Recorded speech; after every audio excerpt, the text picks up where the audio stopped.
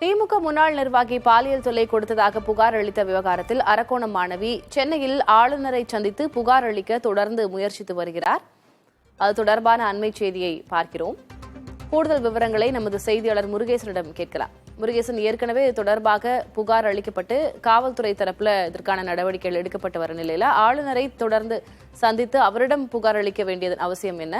அந்த மாணவி தரப்பிடமிருந்து என்ன சொல்லப்படுகிறது?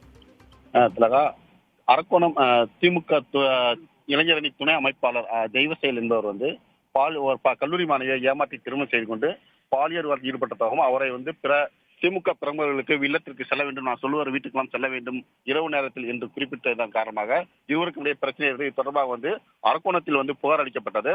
அந்த புகார் மீது இதுவரைக்கும் எந்த ஒரு நடவடிக்கை எடுக்கவில்லை. இந்த சூழ்நிலையில் தெய்வசெயலுக்கும் அவருடைய மனைவிக்கும் முன்ஜாமீன் வழங்கப்பட்டது. இதனை கண்டித்து எனவே தன்னுடைய புகாருக்கு நீதி வேண்டும் என்ற அடிப்படையில் தற்போது அந்த பாதிக்கப்பட்ட மனைவி பிரீதா என்பவர் அவர் தனது தாயார் பவானியுடன் கவர்னரை சந்திக்க வந்திருக்கிறார்.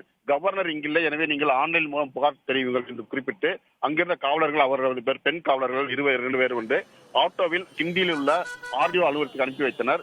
அங்கு ஆர்டிஓ இல்லை, எனவே நீங்கள் வாருங்கள் என்று அழைத்து சென்று மறுபடியும் கோயம்பேடு நோக்கி செல்லும் போது இந்த பெண்கள் பிரீதாவுக்கும் போலீசாருக்கும் இடையே வாக்குவாதம் ஏற்பட்டு அவர்கள் ஒலிம்பியா அருகில் பேருந்து நிறுத்தி இறங்கிக் கொண்டார்கள். அங்கிருந்து ஒரு ஆட்டோ பிடித்து நாங்கள் எங்கள் ஊருக்கே செல்கிறோம் என்று அவர்கள் புறப்பட்ட ஒரு ஆட்டோ பிடி சென்று கொண்ட நிலையில் திடீரென்று அம்பாள் நகர் பேருந்து நிலையத்தில் இறங்கி அங்கிருந்து மற்றொரு ஆட்டோ மூலம் தற்போது அண்ணா சாலை வழியாக சென்று கொண்டிருக்கிறார்கள். விவரங்களுக்கு நன்றி முருகேசன்.